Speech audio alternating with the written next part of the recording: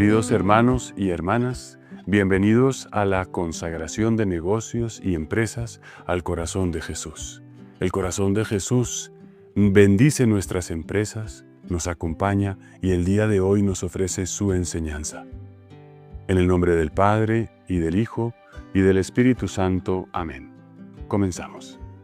Hola, soy Pedro Miguel Niño, miembro del equipo de Filotea, responsable de la preparación de la consagración de las empresas al Sagrado Corazón de Jesús. Bienvenidos al día 27 de la consagración. La empresa consagrada reparando los daños que pueda haber causado. Introducción. Ayer reflexionábamos sobre la vida de la caridad en las empresas consagradas al Sagrado Corazón de Jesús. Comprendimos que una empresa cristiana no está llamada solamente a actuar con justicia, sino también a vivir la misericordia, la prudencia, el amor verdadero en sus decisiones y en sus relaciones. Hoy reflexionaremos sobre otro aspecto fundamental de la consagración, la reparación y la expiación. Reflexión. La empresa consagrada reparando los daños que pueda haber causado. Cuando una persona comete una injusticia, maltrata a alguien, roba o miente, decimos que ha actuado mal, pero también debemos preguntarnos qué ocurre cuando es una empresa la que hace daño. ¿Qué pasa cuando una organización explota a trabajadores, contamina el medio ambiente o engaña a los consumidores? Aunque una empresa no tenga alma como una persona individual, sí tiene responsabilidad moral. Está formada por personas que toman decisiones y esas acciones afectan profundamente la vida humana. Las personas que tomen esas decisiones tienen culpa y hacen que la empresa como una institución también tenga una responsabilidad. La Iglesia enseña que la empresa no es simplemente una máquina para producir dinero, sino una comunidad de personas que debe actuar con justicia y solidaridad. Dice el Compendio de la Doctrina Social de la Iglesia, la empresa no puede considerarse solamente como una sociedad de capitales, es al mismo tiempo una sociedad de personas en la que entran a formar parte de diversas maneras y con responsabilidades específicas quienes colaboran en la vida de la empresa. Y añade, la actividad económica tiene necesariamente una dimensión moral, está dirigida al bien del hombre y debe realizarse dentro del respeto a la justicia social. Eso significa que las decisiones empresariales no son moralmente neutras. Toda empresa produce consecuencias humanas, sociales, culturales y espirituales. Así que si una persona puede actuar bien, también una organización puede hacerlo y puede ser un instrumento de bien o de mal, de justicia, injusticia, de dignidad o de degradación de las personas. Las empresas están llamadas a generar empleo, desarrollo y bienestar, pero el deseo de lucro termina desplazando el bien común y la dignidad humana. El Papa Pío XI en Miserentissimus Redemptor advertía: cuando la virtud desfallece y no tiene quien la defienda, cuando se encumbra el vicio, se multiplica y se extiende. Es casi entonces inevitable que los mismos buenos se vean arrastrados al mal, o al menos privados de muchas ocasiones y medios de obrar el bien. Esta reflexión describe una realidad profundamente humana y muy actual. El mal no suele expandirse únicamente porque existan personas decididas a promoverlo, sino también porque muchas otras personas terminan acostumbrándose a él, tolerándolo o dejándolo de enfrentar. Ya los filósofos estoicos, especialmente Séneca, advertían que la multitud arrastra, porque el ser humano tiende a imitar aquello que el ambiente social considera normal. Cuando la virtud deja de defenderse públicamente y el vicio comienza a aceptarse, muchos terminan cediendo, no siempre por maldad, sino a veces por comodidad, miedo, cansancio o presión social. La historia ofrece ejemplos muy claros y contundentes de este fenómeno. En la Alemania nazi, millones de personas comunes no eran criminales ni fanáticos inicialmente. Sin embargo, la propaganda, el miedo, el silencio colectivo hicieron que muchos terminaran colaborando con injusticias o simplemente mirando hacia otro lado cuando éstas se cometían. El problema no fue solamente la existencia de líderes perversos, sino también la ausencia de personas dispuestas a defender públicamente la verdad y la dignidad humana. Algo parecido ocurrió durante décadas con la mafia en Sicilia. El temor y la resignación permitieron que el crimen organizado penetrara profundamente la vida cotidiana hasta convertir el silencio en una forma de supervivencia. En Colombia también hay manifestaciones de esta realidad. Por ejemplo, cuando hubo paros y marchas que terminaron bloqueando carreteras, afectando el transporte de personas enfermas, de alimentos, de trabajadores, la sociedad puede haber terminado normalizando estas acciones que perjudicaron precisamente a los más vulnerables en ese momento. Lo preocupante no es solo el acto en sí, sino la facilidad con que se pierde la sensibilidad frente al daño causado. Lo mismo ocurre cuando en un barrio aumenta la inseguridad y los vecinos, por miedo o por indiferencia, dejan de organizarse, de denunciar o de colaborar entre sí. Poco a poco el delito gana espacio porque encuentra una comunidad fragmentada y resignada. Tal vez uno de los casos más profundos sea el avance de la cultura del narcotráfico, que durante décadas ha erosionado parte de la cultura colombiana del esfuerzo, del trabajo paciente, del trabajo duro y del mérito, reemplazándola por admiración al dinero fácil, al poder rápido, a la ostentación. Ahí se ve claramente cómo el vicio, cuando se vuelve socialmente admirado o tolerado, termina afectando incluso las aspiraciones y valores de futuras generaciones. Esto también ocurre dentro de las empresas, cuando nadie denuncia una irregularidad, cuando el silencio se vuelve más cómodo que la verdad, cuando pequeñas faltas éticas comienzan a verse como normales, toda la cultura organizacional termina deteriorándose. Por eso, la virtud necesita personas capaces de sostenerla, de defenderla, incluso cuando el ambiente social parece favorecer lo contrario. Y esto ha sucedido muchas veces en el mundo empresarial. Algunos ejemplos: el caso Enron en Estados Unidos mostró cómo directivos manipularon los informes financieros para inflar artificialmente el valor de la empresa. Cuando el fraude salió a la luz, miles de personas perdieron sus empleos y sus ahorros. Volkswagen instaló programas para alterar pruebas de emisiones contaminantes, engañando a autoridades y consumidores y afectando gravemente la confianza pública y el medio ambiente. Purdue Pharma promovió agresivamente medicamentos opioides, minimizando sus riesgos y contribuyendo a una crisis de adicción que causó miles de muertes. Bernard Madoff construyó durante décadas uno de los mayores fraudes financieros de la historia mediante un esquema Ponzi que destruyó la vida de miles de familias. Muy cerca, en Colombia, tenemos el ejemplo de DMG, que también con un esquema Ponzi estafó a miles de personas. Pero no hace falta pensar solamente en grandes multinacionales. También existen males cotidianos, comerciantes que manipulan las balanzas en los mercados, empresas que incumplen pagos, talleres que venden repuestos usados como nuevos o que han sido robados, contratos alterados mediante corrupción, prácticas deshonestas que deterioran profundamente la confianza social. Y en este punto es importante reflexionar seriamente sobre las cosas que no hemos hecho bien dentro de nuestras empresas y negocios, sobre las decisiones en las que no hemos actuado según lo que Dios nos pide.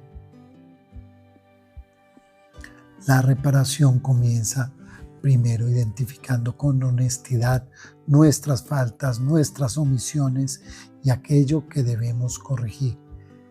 Existen industrias enteras que han promovido prácticas contrarias a la dignidad humana, manipulación ideológica de niños y adolescentes, hospitales que se lucran de promover con cambios hormonales, con hormonas, el cambio de sexo de los niños.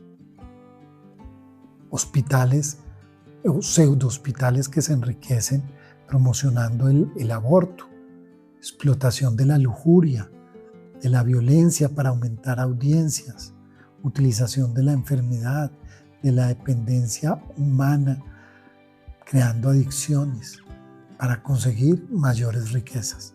Todo esto nos recuerda algo importante.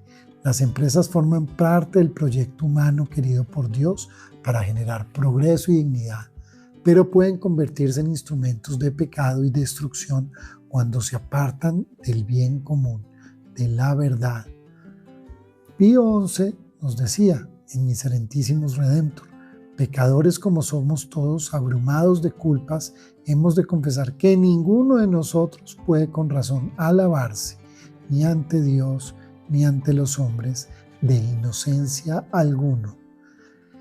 Y añade: no basta en efecto implorar la divina misericordia con la sola oración del corazón, ni aun con la palabra de los labios.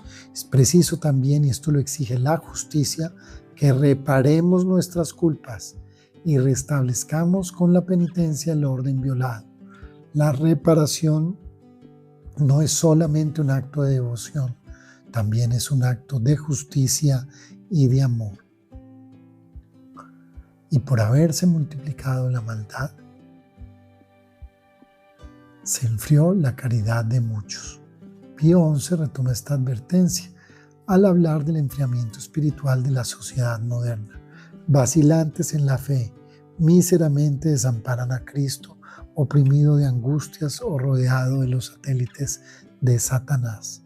Cuando el pecado se vuelve costumbre, cuando el egoísmo se normaliza, cuando la verdad deja de importar, el amor comienza a enfriarse. Las personas se vuelven indiferentes al sufrimiento ajeno. La vida social termina marcada por la desconfianza y el individualismo. Pío XI señalaba que uno de los mayores dolores del corazón de Cristo era precisamente el abandono de quienes deberían corresponderle con amor y fidelidad. Muchas veces este enfriamiento espiritual no se manifiesta únicamente en actos violentos o escandalosos, sino también en la tibieza, la indiferencia, la pérdida del fervor cristiano. Por eso, esta advertencia del Evangelio debe llevarnos a examinar nuestra propia vida y nuestras decisiones empresariales. ¿Estamos ayudando a construir una cultura más humana, más cristiana? ¿Estamos colaborando, aunque sea pasivamente, con dinámicas de injusticia, de egoísmo e indiferencia? Vale la pena comprender mejor la importancia de la encíclica Miserentissimus Redemptor, cuyo nombre significa misericordiosísimo Redentor, una encíclica publicada por el Papa Pío XI el 8 de mayo de 1928 y dedicada enteramente a la reparación y desagravio del Sagrado Corazón de Jesús. En este documento el Papa enseña que los cristianos no están llamados solamente a pedir perdón por el pecado, sino a reparar las ofensas, las indiferencias e ingratitudes cometidas contra el amor de Dios. Por eso insiste en la necesidad de actos concretos de reparación, tanto personales como comunitarios. Además, pidió que cada año en la fiesta del Sagrado Corazón de Jesús se realizara solemnemente en todas las iglesias una oración pública de reparación al Sagrado Corazón. Hoy tendremos un audio especial dedicado a esa oración. La Escritura nos da una certeza fundamental. Frente al pecado y al mal, Dios siempre ofrece una gracia todavía mayor. La espiritualidad del Sagrado Corazón de Jesús nace de esa certeza. El corazón de Cristo sigue llamando al hombre, incluso en medio del pecado y de la indiferencia. La reparación cristiana no consiste solamente en sentir culpa Implica participar activamente en la restauración del bien mediante la oración, la penitencia, la justicia y las obras concretas de amor. La Iglesia ha promovido tradicionalmente actos de reparación como la hora santa y la comunión reparadora. Y en Miserentísimos Redemptor nos pedía el Papa: deseamos que se practique públicamente la piadosa costumbre de la comunión reparadora y la hora santa. Cierre. Pidámosle hoy al Sagrado Corazón de Jesús la gracia de reconocer con humildad nuestras faltas personales y aquellas que puedan existir dentro de nuestras empresas, negocios y actividades económicas, aprendiendo a vivir la reparación no solamente con palabras o actos simbólicos, sino también mediante decisiones concretas de justicia, honestidad y amor verdadero. Que esta consagración nos ayude a revisar con sinceridad nuestras decisiones y el impacto que tienen sobre los demás. Y preparémonos para celebrar la Eucaristía de consagración de las personas, familias, empresas y de nuestro país al Sagrado Corazón de Jesús. Los invito a revisar el listado de ciudades donde ya hay Eucaristías de consagración planeadas para todos nosotros. Pero si su ciudad no aparece en ese listado, los animo a ofrecer una Eucaristía en una parroquia cercana y registrarla siguiendo el procedimiento indicado para que otros empresarios puedan asistir junto con ustedes. Creemos además que en este momento de la historia y de la coyuntura actual de Colombia, es especialmente importante que las consagraciones al Sagrado Corazón de Jesús se celebren a lo largo y ancho de todo el país. El año pasado hubo cerca de 80 consagraciones repartidas en 9 países. Esperamos que este año sean muchas más. Es importante consagrar a Colombia al Sagrado Corazón de Jesús desde nuestra persona, desde nuestras familias, desde nuestras empresas, desde nuestras parroquias. Como ya hablábamos de la oración expiatoria al Sagrado Corazón de Jesús, escrita por el Papa Pío XI, hoy habrá un audio adicional disponible para que puedan escucharla y orarla a continuación de este audio. También les recuerdo la importancia de rezar diariamente la coronilla de la Divina Misericordia, de la cual también hay un audio. Y perdón que me extienda con estas últimas recomendaciones, pero es importante que en este punto ya estén confesados. Si aún no lo han hecho, procuren hacerlo lo más pronto posible. Si se confesaron y se cayeron, pecaron, pararse, confesarse de nuevo. Dios no se cansa de perdonar. También quisiera animarlos a participar de la Eucaristía todos los domingos y ojalá todos los días hasta la consagración y después. Quiero agradecerles por acompañar esta consagración. Los invito a diligenciar el formato de retroalimentación para comprender qué les ha ayudado más, qué temas les han llamado la atención, qué podemos mejorar para que esta iniciativa siga creciendo y sirviendo cada vez mejor. Quiero animarlos también a seguir invitando a más empresarios, emprendedores y familias a vivir esta preparación, hablándoles sobre la importancia de poner a Dios en el centro de las empresas y de todas las realidades humanas y animándolos a consagrar sus empresas, sus negocios, sus vidas al Sagrado Corazón de Jesús. Hasta mañana. Al terminar nuestro día de consagración al corazón de Jesús, ponemos en tus manos, amadísimo Jesús, nuestros negocios y nuestras empresas, y pedimos la intercesión de Santa Margarita María de Alacoque, para que nuestras empresas sean bendecidas por tu corazón y en ellas se haga tu voluntad. Que el Señor nos bendiga, en el nombre del Padre, y del Hijo, y del Espíritu Santo. Amén.